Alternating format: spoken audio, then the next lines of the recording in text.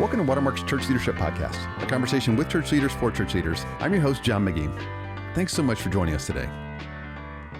Well, hey friends, welcome back. We're continuing our series on things we didn't learn in seminary. Dave and I have been talking what feels like forever, all the things, there's lots of things we didn't learn. Yeah. And so today we're talking about marriage, things we didn't learn in seminary about marriage and ministry and how that all works together. And we've got some very, very special guest in the studio with us. You want to introduce? Yes, I'd love to introduce my guest? most special guest for sure. My wife, Kara, is joining us today. We've been married 36 years. All those have been really in the context of ministry. Yeah. And then you have a special guest I know you want to introduce. Indeed. To my left is the lovely Pam McGee, my wife of 28 years and ministry partner too. Dave, just like you talked about, it's all we've ever known is doing ministry together, and it's been a lot of fun. So I think we've got some good things to share, just mistakes we've made. There'll be some real fruitful conversation here, but I want to start with a special connection you and Kara had recently. Okay. Why don't we start there? Well, and then we'll get going. maybe this is our common date night. So 3 weeks ago, date night, Saturday night, we go to a restaurant that I've been to, a new restaurant I love. And so I take Kara for the first time, have a great meal, have a deep conversation. We come in two different cars, meal's over. We're trying to figure out the rest of the night. We've agreed on we're going to go back home and rent a movie. But Kara decides she's going to go to the store first and pick up some ice cream. And then she'll meet us we'll reunite at home. So she leaves the restaurant in one direction. I go in the other direction. She's headed to the grocery store. I'm headed home. And 4 or 5 miles away now, another part of the area, I am coming up to a stoplight. And the light is green, but there's a car with its flashers on. No one's really out this night. It's been a rainy night, so there aren't many cars out on the street. There's a car with the lights flashing in front of me, stopped at a green light, and right in front of me, a car has hit its brakes. So I stop, and I need to leave a little bit of space. Like I had to hammer my brakes, but there's a good 10 feet in front of me. So I look in my rearview mirror to change lanes, and I look up, and this SUV is just barreling down on me, hits me from behind, and drives me into the car in front of me. And so through hand gestures and other signals, I motion the car in front of us. Let's pull out of this main intersection. We pull into a side street, all in the order we collided in. I jump out. I run to the car that I hit, not the car that drove me into the car that I hit. And I just want to make sure the driver's okay. And he's looking a little bit surprised and stunned, but he's okay. And his girlfriend with him is okay. And through the corner of my eye, this woman runs past me. And I can tell it's the car that hit me. And I look up in time to catch a good look at her, and it's Kara. So Kara has run into me all the way. We left in different directions. She has hit me from behind and driven me into the car. My goodness. And before I can say anything to this poor man that we've struck together, she says, "I'm so sorry. I hit the car that was driven into you. And by the way, my husband is driving that car." And this man looked terrified. He looked as if she was out to kill me, and he was in the way of all that. It was very, very bad. Oh, it's so funny. So wow. I'm just in shock. you didn't see that one coming, did you? I did not see that coming. Dave told me that a couple weeks ago because I want to tell Pam, Pam and I just don't keep secrets. That didn't feel like a secret. I was violating any trust, so I waited. Yeah, you did a good job keeping that because I'm shocked. That's awesome. It's a shocking and story. sad. I'm so sorry. That's amazing. Well, thanks. Everybody's okay. Everybody's okay. Car got totaled. Oh, yeah. All that. We got a good insurance settlement, and we're It took already a on the way to long get time. another vehicle. So Okay. everything's all right. Good. Well, And I was honestly, I'm hardly ever proud of myself in marriage, but I think I did a good job of just kind He of was not being upset, letting it go. amazing. Okay. I mean, he really These was. things happen, I suppose. Like Way to I go, was Dave. amazed at the grace he gave me, and our daughters were like, "Dad is amazing." Who is this man? And Oh, I love it. I love it. Okay, I'm sorry I laughed. I'm sorry. I'm No, sorry it's- that happened, but that's crazy. It Yeah. is And it's crazy. funny. The further After it goes the on, the fact. funnier After it the is. fact. Thank Yeah. the Lord, Yeah. Dave's okay, and the other. We had an two are appointment okay. last night in 2 different cars, Okay. and I was watching my rearview mirror the whole time. PTSD. Yeah. Very good. Okay. Some side streets. Great. Well, hey, friends, let's jump in to the content. Thank you. I'm looking for a bridge out of here. There's some tough situations in marriage. How you handle them has everything to do with the state of your marriage. That could have set you way back, Dave, the way you handle that. But I think I wanted to share that story because I don't know how the rest of this conversation will go. My hunch is it's going to be a pretty favorable, rosy picture of marriage, which I think by and large the four of us really enjoy being married. But there's also some tough stuff, and that's reality. It's both. So I was actually really encouraged before we hit record. both Pam and Kara, you guys talked about overwhelmingly, I think, how it's been a positive experience to be in ministry and be married. I don't know if that's everybody's experience. That's been yours. Dave, you said the same thing. So let's just start there. Talk about, the blessing of being married, being in ministry. We'll talk about some practical stuff, and then we'll end with why this even matters, why this conversation even should be had. So let's just start there. Hey, what's been fun? What's been the blessing? What do you like about both being married and being in ministry together? Yeah, you're right. I mean, I love that we have been in ministry. So we've been married, almost 29 years this summer. And we have been in ministry the whole time. And even when we were in college, when we were dating and engaged, we did ministry together. And so when I think about our marriage, I think about us being in ministry. And that's, our family first, and then what we do together has kind of been the whole thing. And so it's been really fun. And I think back the first 3 or 4 years we were married, we did junior high youth ministry. Okay. And so that was lots of, it was deep discipleship. Mainly it was me just like running around Houston trying to find some random thing for the skit that week. I think I Most remember random thing you ever lots found. of that, buying some frozen fish for some skit or Giant frozen fish. Absolutely. Exactly. That was Sammy a classic. the Snapper. Yep. Yeah, I Yep. remember that as classic. But that was kind of a common goal of just how much fun. Those lock-ins were so fun and so horrible. The retreats and that kind of thing. And then moving into the last 15 years, 20 years, just to marriage ministry. Yeah. And I remember you came to me and were like, hey, we've got this new marriage, pre-married class. We got pre-married weekend, merge weekend. I don't even think it was called merge yet. And we need someone to talk, for a couple of hours about sex and intimacy with these engaged couples, and who that's going to be. I'm so excited. And I was like, oh, who? I can't wait to kind of learn and hear. And he was like, it's us, babe. No one else would say yes. That's What you right. always We're wanted to do. talking No one else. about sex with 200 of our closest friends. Yeah. And so, but just even figuring that out together. And so it's been fun. It's been fun. So the fun part has been there. There's definitely been challenges, but that's when I think about us married, I think about ministry to family ministry. Yeah. In church together. Yeah, and you get to see, I think together, we get to be faithful and then just see, God change lives, and we have a front row seat at that as a couple doing that together, and which is, just something I've been grateful to do. When I think about what's great in my life, it's about, being married, doing ministry together, trusting God with the results, but just together, in our own unique ways. We're wired very, very differently, Yes, we are. and somehow, God's saw fit to put us together, and just, we've just been trying to do our best, and we've grown.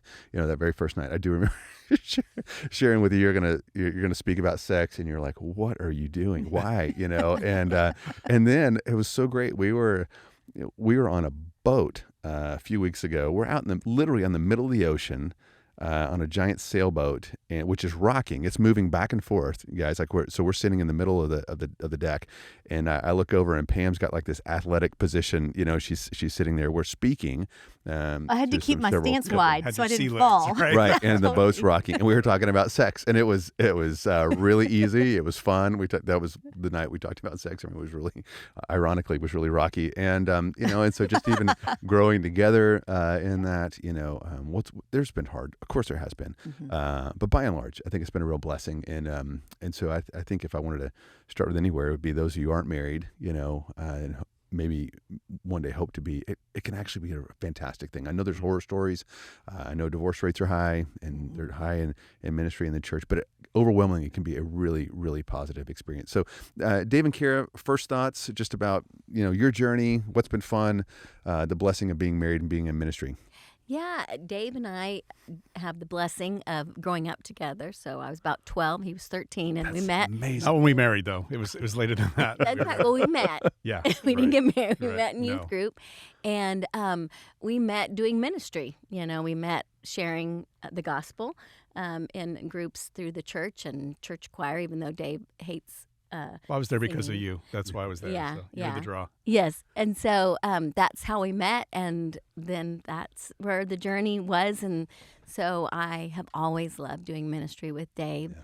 And church planting was a perfect fit for us in Yeah. that season. Yeah, I think there's an intimacy to be found in doing ministry together as a husband and Yep. wife. It's just really unique and powerful. And there have been times that I've had a role in a church, and Kara's been a faithful member of that church, but we didn't necessarily shoulder to shoulder do ministry together like we're doing now with Regeneration. And Right. so, yeah, there's just something really uniquely intimate about being able to be deeply invested in ministry with your spouse. That's dynamic. There's challenges that come along with that for sure, but the reward in that is just fantastic. It's Yeah. incredibly rewarding. Yeah, it's fun. It's fun to hear you guys talk about your marriage. I mean, Dave, you drug Kara all over I did. America. did. Planting churches, running, helping church planters, and working in churches. And but when you talk about it, you talk about the crazy things that happened, and then you always end up smiling about how you guys were in it together. Yes. And which is really, really fun to hear. Really encouraging. Okay, let's talk about let's take the other side of this coin. What do you think is uniquely challenging about being in ministry and being married, right? So I think there's some, whatever occupation you have, there's just some benefits of it. I assume if I was a trainer, I would be in better shape than I am. And so being in ministry, there's something where you get to share together this kind of spiritual intimacy. You get to see, God do things. There's always some type of professional downside, or where you're giving yourself to this professional, or it's just an important part of your life. What's harder? What's been tough about your journey? What do you think leaders should be eyes wide open on? I think one thing that resonates with me, I don't know how, Pam, you and John feel about this, but I think Kara would agree with me, is that when Paul, in Scripture, when Paul goes through all the travails he's experienced in ministry, the last thing he says, and just the daily anxiety that he feels for the churches, not worrisome anxiety, but just the weightiness of leading people spiritually. And there's just a pressure that comes with doing ministry because the stakes are so high. Yeah. This is about people and their relationship with God, and you're getting to see the very best in the lives of people, and also at times the very worst. And so there is just a pressure cooker that comes in being involved in ministry, and every marriage has its own challenges, but the pressure that's applied in the context of doing ministry just tends to, I think, exacerbate or amplify the fractures in the relationship, or the difficulties you face. And so that would be my answer. I don't know what it's like to serve in other professions. Maybe other people could relate to that, but I just think being in ministry in many ways is a pressure cooker, and I think you feel it most profoundly in your home and in your marriage. That's good. Anything else? That's exactly what I was thinking. Just the fact that you, unlike other jobs, although I know most people, any job you can bring your work home with you, but there is just a piece that it's really virtually impossible to just leave it at the office. John and I handle just when there's something undone, like open loops and stuff that's not reconciled and fixed, we handle that differently. And so whether it's between us, or like if there's a couple we're working with, and like I can't sleep, like I feel like I need to call them right now. And he's like, hey, we can, we said what we need to do. We feel like, hey, let's pray about it. We can have breakfast tomorrow. I don't think anything's going to happen. Or there might be a time that, hey, I do feel like there's an urgency, and hey, maybe he'll listen, and we'll go, hey, that we do need to make steps now. But just figuring out, hey, how much does it take? No, that's totally, absolutely. So Yeah. what a constant struggle for us is, Yeah. is a wiring issue as much as anything. And so Pam's superpower is her ability to care for people, and like a lot of people. I think about her, if in the military, there's that plane. I think it's the E3. It's the AWACS airplane. It's got that rotating radar thing on the top, and you launch it up, and it just tracks everything on the battlefield, and that's Pam. And so she's like, this person needs encouragement for this, and this person, they found out, a diagnosis in the family, their aunt, and all these things, and Pam somehow keeps up with it all. And then, then has compassion and cares for them, and wants to, literally meet all those needs. And my MO is much more, hey, if we take care of the big stuff, like everything else will take care of itself. But Pam starts from the bottom up. I start from the top up, and so we get into, I think we can frustrate each other where she will say, I probably feel calloused. Pam, I would go, hey babe, like we can't run around to every single person we've ever met and show compassion, and take them to dinner and things like that, And so, but it's been good. It's been, I think, for both of us, I think Pam will probably say, hey, I've learned to trust God. The long nature of sanctification in someone's life. I've learned to be compassionate and just go, hey, this is inconvenient. It's not where I'd rather be. But you know what? I think sometimes someone is in your ditch and it's your responsibility, not other people. And you don't punt to say, because this is my title, I don't get involved down. No, they're in your ditch, and you get in your car and you go over there, or you pick up the phone, or you take them something. And so that's been both a blessing, but that's also been the hard part, just our different personalities. For sure. Yeah. I think it's been sanctifying, and we're coming to a place 29 years in that we're kind of in the groove of figuring that out. Okay, I get it, babe. I need to calm down. I mean, we can sleep on it, and we can figure it out tomorrow. But I think there's been, like, we've kind of hit up, just against each other with some conflict on that sometimes, just navigating that. Yeah. And then I think too, just the other, occupational hazard here is that because, everybody's work has got some type of physical component to it, some type of emotional component to it. This is very deeply spiritual work. And you take that home and you wear it, and it's tough. It can be really, really tough. And there's been times where it's felt like a dark cloud, is over our house because of different things that are going on, spiritually in our congregation. And that is different. That is different than some professions, and it's something you're going to have to learn how to navigate. Pam's done a great job with that. I feel like I can come home and I don't have to pretend that everything's amazing. She can give me space. She's learned how to not try to like jump in there and fix everything, and just kind of listen and pray and give me space. And generally, those things will take care of themselves. But I wish at times I could have all the upsides, but not that emotional, spiritual burden that I bring home. That's something that we've had to manage. And your spouse has been waiting. They've been chasing kids all day, and they're waiting for you to come home. And you can't always punt. I do think you sometimes can go, hey, I'm kind of tapped out. I'll be here, but I don't have a 10 to give you. I can give you a 1 or 2 or 3, but that's probably something I didn't see coming, but it's something that I think we figured out how to navigate. So I think that learning how to support each other. I was curious, Kara, what's the best, or how have you learned just to support Dave when he comes home? Like if it's, you're like, I know there's the black cloud, or there's just been a really rough week, or what's the thing that you? I can think of a lot of ways I have not been so great supporting. You could say those are instructive as well. Yeah, go ahead. So I wish I had some positive ones, but no, I think I was thinking of like the whole church planting thing. I had so many ideas, and most of them are really good. Yeah, not all. And like I would literally check his emails. Like he'd say, "Well, I'm going to send this. Well, let me hear it." And he's run it by the board here. Right. Okay. She'd had editorial privilege, not check. I'm like, she's free to look at anything on my phone, but she wanted to. But yeah, she was the editor for a while. Okay. Yes. Grammarly, totally. I've been known to be Grammarly before. So hard in. That's funny. It was really not good. But from other wise counsel around us in ministry, they spoke into our lives and specifically mine, and said, hey, he's the pastor. And the saying was through the network there was, you pastor the pastor. You're the wife pastors the pastor, and you're the only one who can. And so that was a great season of my life to check myself.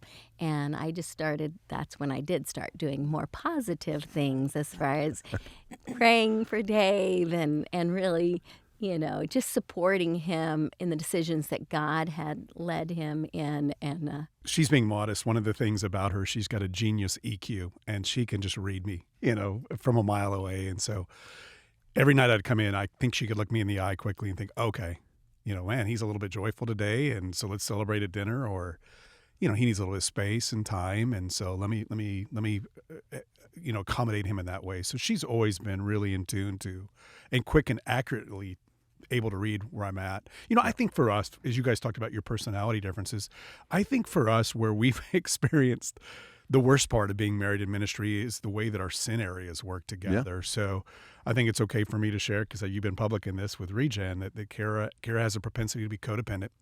So she wants to make everybody feel happy all the time, and if they don't, she feels it with them. I am on the opposite end, and my sin areas are deep insecurity. I want to prove myself all the time to everyone, and specifically I want people to know I'm right. So you take a sinful idealist and you partner him with a woman who's codependent, and that can lead to some really difficult marriage relationship issues, where the more that she is frustrated with me because I'm making people upset, the more determined I am that, well, if someone's not upset, I'm not being a good leader, and therefore I'm going to step into it even further. And then the next thing you know, this issue that's kind of more of a church issue becomes a marriage issue, and you're drifting apart and you're angry with each other in ways you really don't need to be. And so that's one of the areas that we've struggled in. But if there's something I admire most about Kara, it would be she's super quick to repent. She's very cognizant of her own sin, and she's very gentle in inviting me to do the same. She calls me out, but in a way that's tender and kind, and hey, here's maybe another thing to think about. It's not prescriptive. She doesn't, label me, with as a narcissist as I walk through the door, but she asks leading questions that take me down that path so that I come to the realization that I've been a little bit self-centered that day. And so it took us a while to figure that out, but it's really sweet now. That's good. Kara, any other thoughts on, it's such a great phrase, hey, we pastor the pastor. And so, we're sitting here, the conversation is two guys who are on staff, two women who are married to guys on staff. So that's how this conversation is going to go. Everybody listening to this is an adult. They can, flip the other side and contextualize as they see fit. But that idea of pastoring the pastor or encouraging your spouse, helping them grow, any other thoughts on that? What have you learned in that regard? Yes, I think, like Dave said, I think listening to him and seeing where not just, I think sometimes you do as a wife, you want to help them grow, but really want to encourage them in their strengths. Yeah. And I think the listening has gotten a lot better. And of course, if in ministry, it is a lot of listening. And so I think the Lord has definitely worked on my heart that I need to be a better listener. Yeah. And I don't need to be always, so pastoring him, encouraging him means listening to him and not always speaking over him and telling him, I got an idea, So good. That's so good. Well, Pam, you've got lots of, I've seen you in action. I'd love to hear your thoughts on this one as well. Yeah, as Kara was talking about that pastor the pastor, that's really good. I think back to a friend about 10 years ago that talked about just the responsibility she feels because her husband listens to her. Yes. And he values what she says, not just with the kids and with marriage, but in business. This was a guy in a business and in ministry. And just to know that John listens to me, he trusts the Holy Spirit in me. And so I just need to be prayed up and ready and discerning. And my MO is not to sit down and be introspective. I just kind of want to have fun and what's the next thing and who's the next people we can go hang out with, and I love Jesus, I love our family, but it's not the depth that John has. I'm not an analyzer, and just to go, okay, I need to sit down and think through these questions or just kind of this situation and just really put a little bit of space into praying and thinking about this, because that's just not where I naturally go, because I know that he cares what I think, and he asks and he listens. And so there's just a responsibility in that. And I'm glad, and I think I've grown in that, but just to feel the weight in a good way of that as his really the only person who can play that role. That's so good. And so, if you go back and listen to all these podcasts, we've got lots of conversations about, elders and, getting, wisdom from the elders or from staff and, reading and learning from everywhere you can. So all those are true. But if you're married, the person who should have the most influence over you is your spouse. And so, in ministry, a lot of times you'll have someone who's a little bit more public, someone who's a little bit more behind the scenes. And the behind the scenes person can kind of go, my role is somewhat less than. And if I could say anything to you that are listening, no, you have incredible influence. And I would say you should have potentially more influence than anyone else in your spouse's life. So you've got power, and you need to know know how to use it, and then B, understand just the weight and gravity and take that really seriously. You don't get to sit back and go, well, they're the one with the microphone.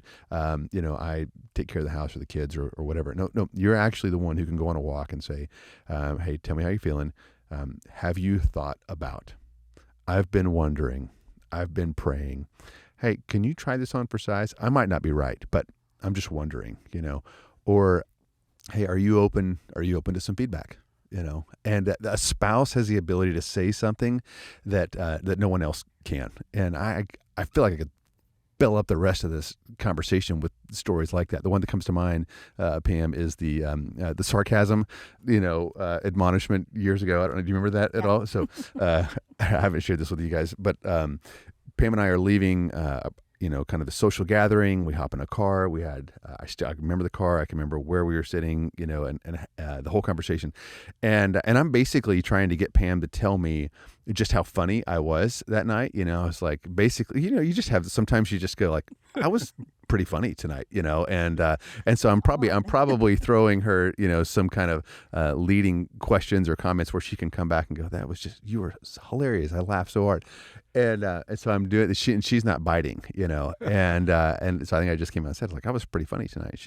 She looked at me, and I don't even know the category to put. It wasn't disgust, but it was like, you live in an alternate universe kind of thing. It's like kind of that was the look, the vibe I was getting.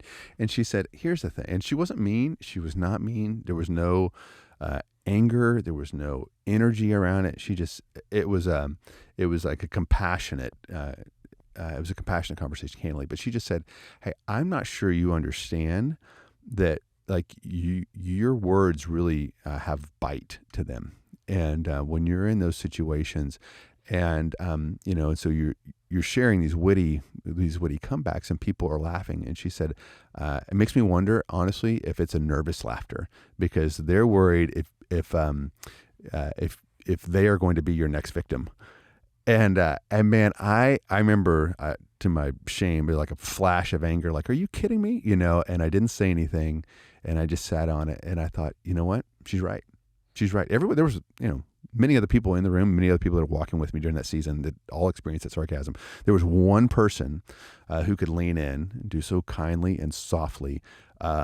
And it was something that God just used in my life, and so it's amazing to me how many witty, cutting things pop into my head in every situation, and I'm learning increasingly to sit on them.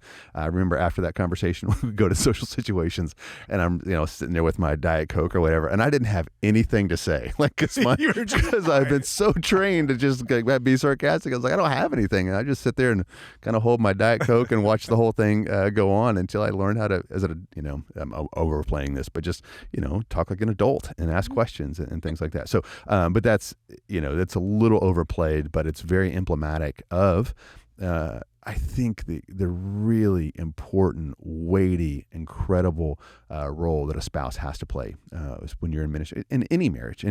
But I think in this context we're talking about here is ministry. So, yeah, and I think you said this, and I think everybody gets this, but just to remind, it is about lovingly calling out sin, but in the totality of it has to also be just the affirmations and the way that you can speak hope and truth. Just remind your spouse of truth, remind them who they are when there is that shadow, like, I know who you are. I've seen you for this many years.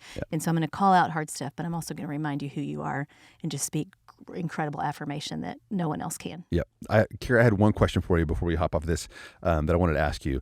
Advice for spouses who are married to preachers. What do you say? What do you not say right after the message has been given? Dave's preached a lot of messages. Preached our Good Friday service, and to God be the glory. But dude, you crushed it. It was so great. Yeah, our body was blessed. So, what have you learned to say? What have you learned not to say? Dave, you could also jump in here too. But that's one I've seen couples get sideways on. I like to be very supportive, and I do feel very supportive of Dave because he is my favorite preacher. And I'll say, oh, that was awesome.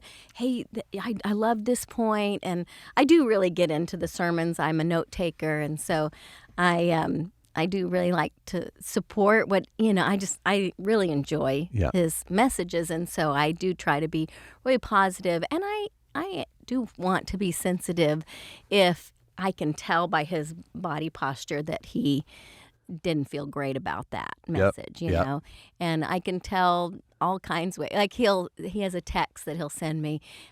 If I wasn't there for something, I'll say, how'd that go? And he'll go, pretty good. And he does that little face with the big teeth, and so anyway, it's been, and I want to be encouraging, and I try not to nitpick because I don't want anybody doing that to me. So I definitely don't. But you want to share what? Yeah, she's got this so she is very positive, but she has this rating scale. So if you get a good, it wasn't very good. That was good, then I know, oh no. Rated on a curve. Yeah, was it heresy? What was it? What happened in that?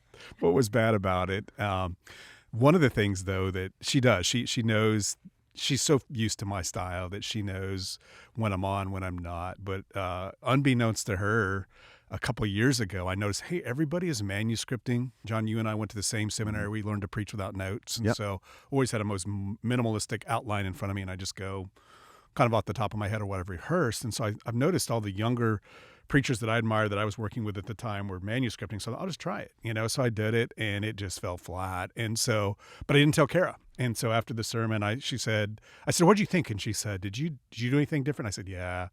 I said, I manuscript. She said, drop it. Don't ever do it again. And that was the end of the conversation. And so she can be direct when she needs. And honestly, save your bullets. I think my insecurities have gotten a little bit better. That I need that. I need that kind of, hey, that was a swing and a miss, but good try, pal. Or that was a nice single today. It's good. Yeah. So I just think that if you're married to a preacher or someone who speaks or those kinds of things, you can't understand just how vulnerable you feel when you hop off of that platform. You've just kind of poured your guts out, and you're preparing and incubating this message, and you give it. And I don't care how good it went. There's a real insecurity. And so what you say in those moments has a lot to do with the rest of the day, the week, the month, and even like a lifetime. You can crush a soul. So I'm not saying to sit on that. I think, Kara, you've learned when to fire your bullets, but overwhelmingly be positive. And, Pam will speak sometimes. And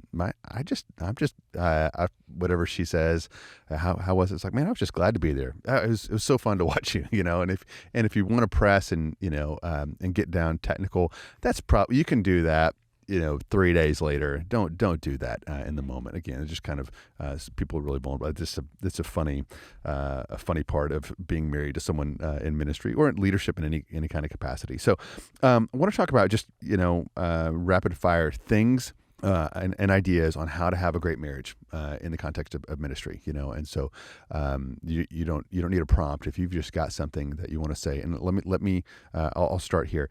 I think if you will take everything you understand about ministry, about leadership, and apply it to your marriage, you will win.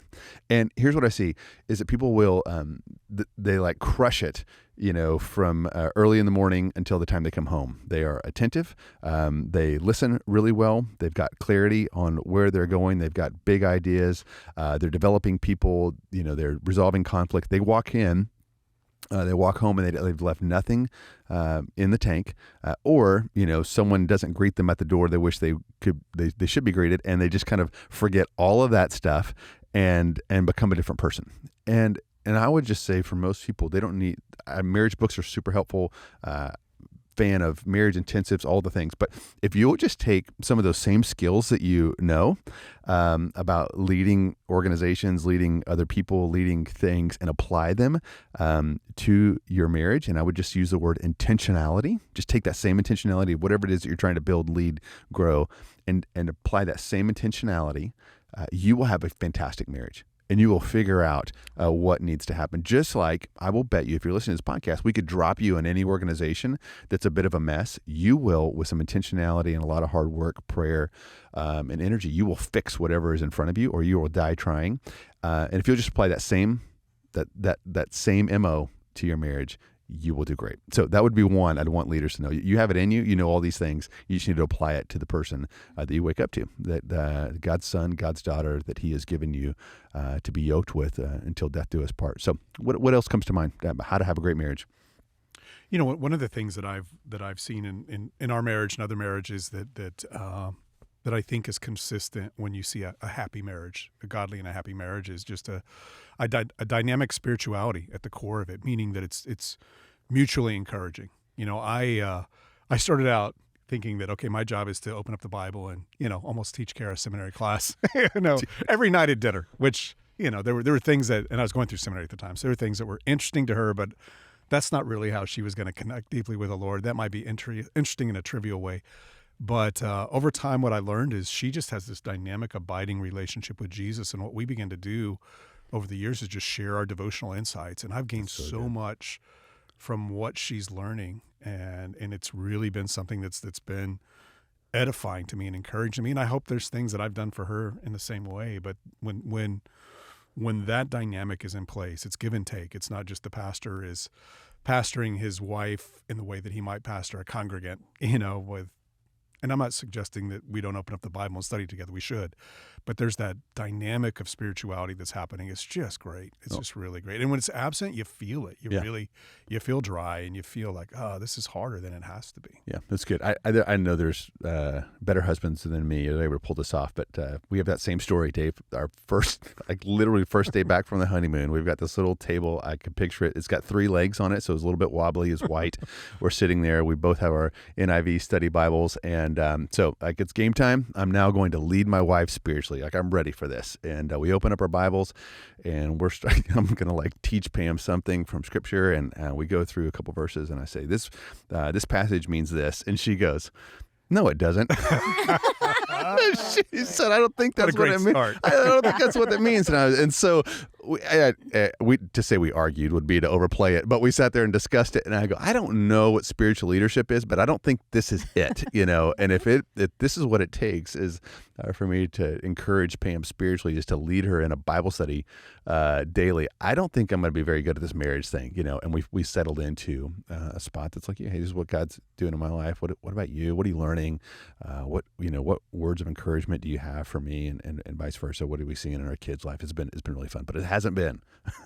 It has not been verse by verse inductive Bible study. At least not for us. Somebody is way better. They're more compelling and more accurate Bible teacher than me. They can pull this off. But gals, anything top of mind? How to have a great marriage and ministry? Yeah, I think just figuring out what for you as a couple or you as a family, what's life-giving to you. So back to what I said, when you ask someone, hey, how's your ministry? First thought should be marriage, family, and not the paid job ministry, even though that does permeate kind of all of your life. But I think for us is just figuring out what's life-giving to us. For us as a couple, as a family, it's just to have adventures together and just to have kind of a fun thing, whether it's just this weekend we're going to go down and do this hike, or whether it's some big trip we've got coming up, or some big expedition we're going to go on. So that's just really life-giving to us. And so that's not necessarily ministry, quote unquote. We're just, the two of us are taking time together. We're not at the church. We're not working. We're not leading a class. But that is very life-giving to us, which then helps us be better in our ministry. Yeah, I think if anything else, maybe I would just use the word prioritization. It's just something that we just prioritize. And so we've talked about before, diverting daily, withdrawing weekly, and abandoning annually. And that's a good rhythm for marriage as well, not just your spiritual life. And so for I think every year, as long as I can remember, we put something on the calendar with just you and I. Even, didn't matter how many kids we had and how many diapers needed to be changed. We'd call in all the favors, and we would just spend a couple days together. It wasn't extravagant early on, I remember. And I remember one place we stayed that now, every time we drop, we price lined it. You guys remember Priceline, and you don't know where you're going to get. And we drive by it today, and we're like, how in the world did we go? It's here in Dallas, and it's not safe, but it's all we could afford, and that's okay. We had Pam just wanted to, if I could sleep for 3 days, and so we were so tired, and that was where that year. That's how we got away. Then weekly we'd have some type of rhythm, or weekly every other week, depending on what it was, to spend time together. Right. Date nights, and Dave, you guys were talking about just kind of your simple date nights. I remember, Pam and I, that was our discussion. It was like, hey, we can have food or we can have a babysitter, but we can't have both, and so we would just kind of decide. And a lot of times we would, during that season, with little kids, we would go get food. We'd put the kids down, I'd make them run wind sprints in the backyard, just tire them out as fast as I possibly could and get them to bed. And then we would just sit there and, catch up. That was the time we were at our best. But there was a prioritization of it. And now we're empty nest. And we're so glad that we prioritized. We get to do ministry together, but we also get to enjoy each other, which should be the good season. I feel like we've eaten our vegetables now, and we get dessert. Dessert time, we've paid the price, or maybe just said a life of prioritization. We like being married. I know you guys too. So, Kara, friend, anything else? Just advice to young leaders on how to have a great marriage, how to make this all work in ministry. I really do appreciate Dave prioritizing me and the kids.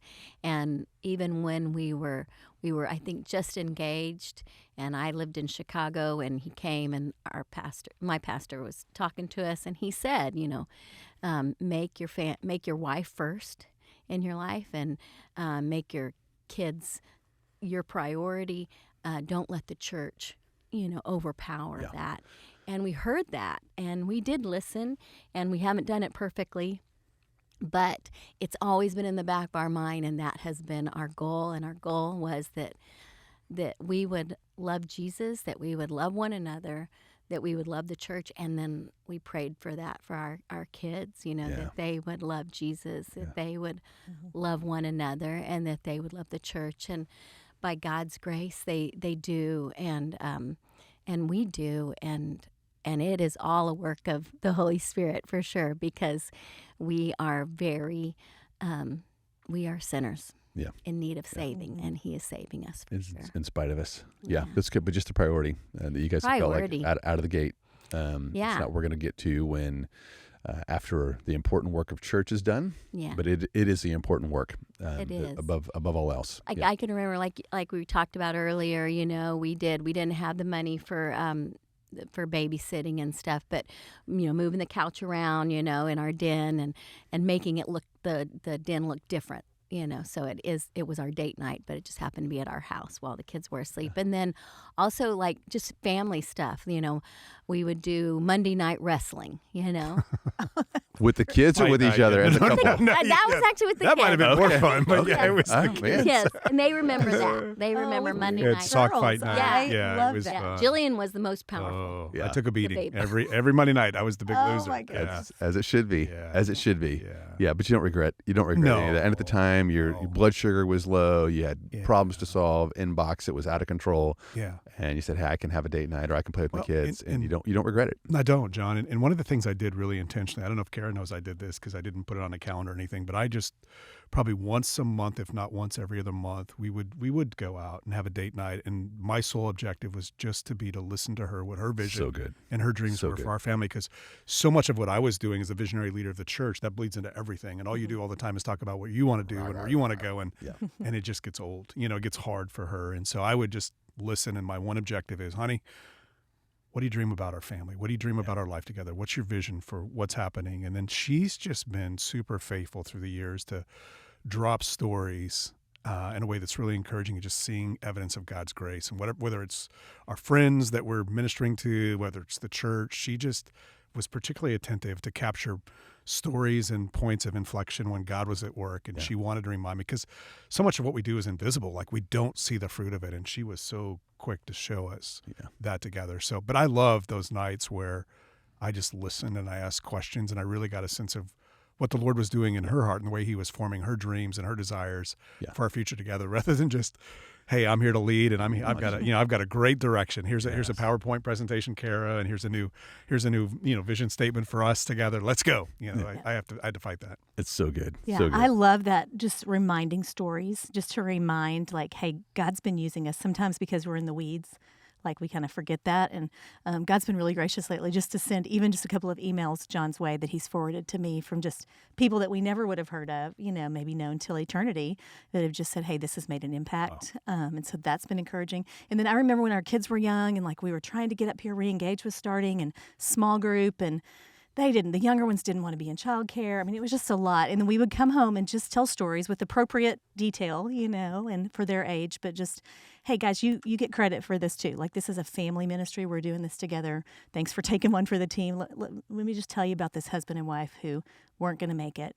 God used this ministry in this church, and you guys get credit too. Yep. So just reminding each other of stories, and even our family, that this is kind of why we do it. It's a big deal. So good. Yeah. So good. Yeah. We use, and Pam and I use the pronoun, we, us a lot. Always has been, one of us gets a paycheck. I want to talk about that in a second, actually, expectations. But we talk about we and our ministry and those kinds of things together, because I want it to feel that way. And I think that round table right there was prioritization, listening, loving, investing, do something fun. Pam and I did a series of learning dates one year. We just kind of learned something once a month. We did pottery. We blew glass, which is actually less exciting than it sounds Literally, like. they did all the work, and they were like, "Here, blow in this tube." Like, That was all. I thought Tom I was like, "I thought I was going to handle 3,000 degree glass." I was looking give me to the form. Yeah, gloves. I just got to blow. And then another year, this might be helpful. It's along your lines, Dave, of being fully present. We called it the Best of Us dates. And so once a month we'd put on the calendar. I'd come home, early if I could, and we would always leave at like 5:30, something like that, and we'd go to dinner, whatever it was, but we showed up like 100% available for each other, and so that actually started the night before. We said we're going to treat this like the most important event on our calendar for the month, and so you go to bed early the night before, right? So if you had a big presentation, that you looked at your calendar and you go, this is the day that really matters, or the big talk or whatever it was, like we treated that date like that, and so we went to bed early, made sure we were emotionally in a good spot, came with energy, and we're just there. It's like, hey, you get this entire month, you get the absolute best of me, and I mean, those were like sacred, and those were amazing nights, and I think both of us didn't want other people to get our best. So whatever it is for you, and I would say, we've always we said if we're going to cheat on the budget anywhere, we're going to cheat on us. Everything else is a depreciating asset. We are a appreciating asset. We're gonna be around for a long time, and so we'll skimp on cars and things like that. We probably shouldn't. We shouldn't violate the budget, but on us, if we're going to go outside the lines, we're going outside the lines on us, because the kids are going to move out. Everything else is going to go on, but we will be left with each other, and the ministry will end at some point as well. So real quick, expectations. So a lot of times the whole proverbial, you hire one, you get two, meaning you hire the pastor, and then the pastor's wife is obligated to work 60 hours a week, at the church and play piano, would be the, back at the turn of the century, but kids ministry and all the things. So gals, any thoughts on that? Just expectations in ministry, how to handle them, how to think about it, and then we'll look to land the plane here in a second. I just really appreciate here specifically at Watermark. Like, it wasn't that feeling. It was, we're hiring John, and I'm a member here, and so there is an expectation that I'm involved. I'm serving, all the things as a normal member, but there's not this other level of expectation that's on me, I don't feel like. And so early on, when there were lots of kids and just couldn't get to everything, I felt a freedom, like I'm not at every single thing. Now there's definitely freedom, and so, man, I'm there also because I want to be, and serving, and so I appreciate that with the expectation. Yep, that's good. Well, I think, so I would just say, let's just say traditional roles here, the representative, just like it does the table. Hey, if you are interviewing somewhere, you want to make it crystal clear they're hiring you and not your spouse. And so you both say that, and then you ask questions about the culture that you're walking into. The easiest litmus test and tell is the senior pastor. If you're going to work on a staff, what's the senior pastor's wife or the couple that was there before you? How did that go? And if you want to make a break, you make that crystal clear. And then I would just say for the rest of you that get to actually set culture and get to decide, like, make sure it's crystal clear. We pay this person, and this person is a member of our church. So to be a member of our church means that, whatever it is, you serve, you're a member of a small group, and you give, and we're going to expect that of you, and that the church is important. It's not the most important thing in your life, but it's very important, and you act accordingly. But you don't have to be here at the beginning and the end of everything that we do, and you're not free labor. And so we would never do that to you. So you get a chance to set that culture, but make sure that you do. Don't take advantage of people and their spouses. You don't want you lose if you get some quick wins and quick help, but they become embittered toward the church and to you. Like, you just play the long game, and be Christian about it. So. Okay, so we're in the studio. Ashley, who is our producer here, asked a great question. Hey, what what advice would you give to those who are single and then they become married while in ministry? So any quick thoughts there? Yeah, so I think the first thing is just kind of in the vein of what we've been saying this whole time is when you're married, that is your priority. That's your first ministry. And so whatever that looks like for you as a couple to be ministering together, and it might look different. John and I have had different seasons where he's serving in men's, dad's class, and I've got women's Bible study, but we're still we're still serving the church together. And then when we can, we serve together. And so maybe moving to somewhere where you could lead a small group together of young married couples or just serving kids together or something like that, but just moving to a way to serve together. But again, the ministry is first the marriage. Yep, that's good. So just it will look different. That would be, and you're going to have to prioritize it. So it doesn't mean that ministry is over or that your inability to lead or that you're now going to be unable to lead. Absolutely not. But it is different, and your priority now becomes marriage. And that's what Paul was saying. Hey, some of you might be better for you to stay single so you can stay focused. But if you get married, that is now, honestly, I would say 1 Peter 3:7, it's a litmus test of do you love God is do you love your spouse? And it starts there. You don't just wedge that into what you're doing. So, one of the things that's just on my list I want to make sure we talk about is that that pastors, leaders, people in ministry, they need a place to go and be honest. They need a place. They need couples. They need a small group that they can be honest. I know it's hard. Sometimes in your ministry, you worry that things you say can and will be used against you. But that's going to be, I really do think, a determiner of how healthy your marriage is. And so, Dave and Kara, we were about to go meet you guys a couple weeks ago, or it's been a couple months now, I think. And I would say probably an hour and a half before that, boy, Pam and I were frustrated. Frustrated doesn't quite do it justice. What would you say? I mean, that's the angriest I think we've been with each other in a decade. I can't even think back to when we were. So right. there were tears. Yeah, it was rough. Yeah. And so I remember going, okay, we can sit here and get it all together and walk in like everything's amazing and we had the best weekend ever. How was your weekend? And I just looked at Pam and she said, "Are you okay if we share?" And I was like, absolutely, we're going to share. And so we sat down and the chips came, we ordered our drinks, and I, Pam was just like, "Hey, can we be honest about kind of where we are?" And we sat there and just mowed through those chips and just talked about what was going on, and both of us asked each other's forgiveness and ended up in a good spot. But I think about those moments times 1,000, whatever, the big ones and small ones.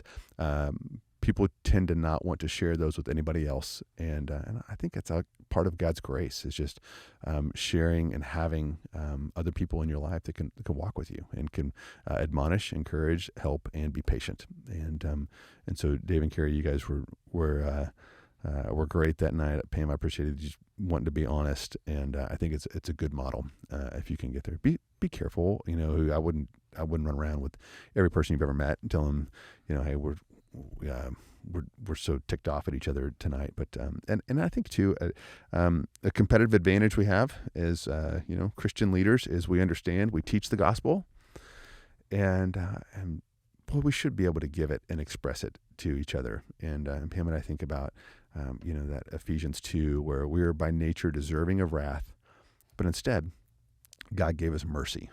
And I just think in moments in marriage, all humanity understands, like, I should be ticked off at you, but I'm going to give you mercy. But it's those of us who teach the gospel, it should be first and foremost to our minds. I've received this mercy when I deserved wrath. I want to give that, and Pam does a great job. I could. Just for brevity, I won't tell stories, but Pam has shown me mercy when I deserve wrath. So, Dave, I want to move to land the plane here, and I want you to go into pastor coach mode here. Okay. And so, you got it. Imagine, there's an empty seat to my right here. There's a young man, and he's zealous and he's ready to do ministry, and you get it. Just a little bit of time with him to tell him why everything we just talked about mattered. This kind of skewed to the more of the practical, but why does this matter? And what are your thoughts on that? What does God think about this? Why should this be a priority to this young up and coming leader? Yeah, it's such a good question, John. I would want to really make my point strongly to this hypothetical young man that when we look at the scripture, particularly we look at the qualifications of an elder, of which this young man clearly aspires to be. and particularly through 1 Timothy 3, there's a lot of character requirements, but there's really only two skill sets if you look at it. One is able to teach the word, but the other is to love his wife faithfully and love her well and to lead his home well. And so you get this concept very quickly that the way in which a husband leads his wife is the same way in which he will pastor the church. Yes. You see in microcosm, in that marriage relationship, the strengths and the weaknesses of how that man will be this leader. So I would want him to know that the test case, the research lab, the practice field for pastoring a church really is, and the priority to it is loving your wife as Christ loved the church, to love her only, to love her faithfully, to be a one woman man. Yeah. And when I've come in on the broken side, John, of marriages that have failed, or even churches that have failed, let's take the churches that have failed concept. You can work back upstream and you can see if that church failed because the pastor was leading poorly, you can see the same stream running through his marriage. Absolutely. If he's a domineering leader, he's a domineering husband. If he's a passive leader, he's a passive husband. If he's a resentful leader, he's a resentful husband. And so God gives us these priority relationships, and it's not as if we become different people when we step into a bigger stage of leading the church. It really is the same thing, just with a different context and maybe a broader group of people. What do you think? What would you want that guy to know? It is the qualification. It's not something you do in addition to, being awesome at your job. There, 1 Timothy 3 and Titus 1, it's all the qualifications to be an elder, to be a leader. We're just broadly a leader, are really our character issues, with the exception of being able to teach. And the bulk of that, honestly, if you go look at how much ink is spent on the marriage and family, it's disproportionate to anything else that's in that list. And so I think it is the priority, but two, it's also a really good tell. And so, Paul's saying, hey, if you want to pick a guy, if you're looking for a guy to lead the church, you want to find a guy that's doing a great job at home. And it's the qualification, and it is his ministry. It's his first ministry. And so, friends, as you're listening here, I would ask you, how is your ministry? How's your ministry? And I'm not talking about numbers. I'm not talking about growth. I'm not talking about budgets. I'm talking about your home. I'm talking about your spouse. I'm talking about your kids. How is your ministry? And that's the table stakes before you sit down to play this incredible privilege of a game of ministry that we are honored to be a part of. How's your ministry? And if it's not well at home, you wouldn't be the first. And there is God's grace could cover a multitude of sins. But I would shine some light on it. I'd get some help. I'd repent. Let some people in. Don't pretend like everything's okay. And make sure you got your priorities straight. Make sure that you understand, other people can pastor your church, but you're the only mom, dad for these kids. You're the only spouse that your spouse has. And so do what only you can do, and then you can do what others could do as well. And by God's grace, you should be able to do both. And there is a really, really great synergy. But friends, Dave, you and I are so zealous to see people finish well. And this is such an inordinately powerful component of someone's life that if this doesn't go well, it has the ability to knock them off, the ability to finish well. And so because I also care about longevity in ministry, God cares about longevity in ministry and leadership. You should care deeply about this. But friends, thanks so much for listening. Ladies, thank you for joining us. Thank you. Yeah. Thanks for having us. You guys are both, Dave and Kara, we honor you and your marriage. You guys, I think, should look for more ways to encourage couples. I've told you this. You guys have something really special. Yep. And then, babe, you've been an amazing ministry partner. It has been such a fun It's been run. a good ride. It's been such a fun run. So, friends, thanks for listening. As always, if you have questions or comments, you can reach us at clp@watermark.org. That's clp@watermark.org. We'll talk to you again next time.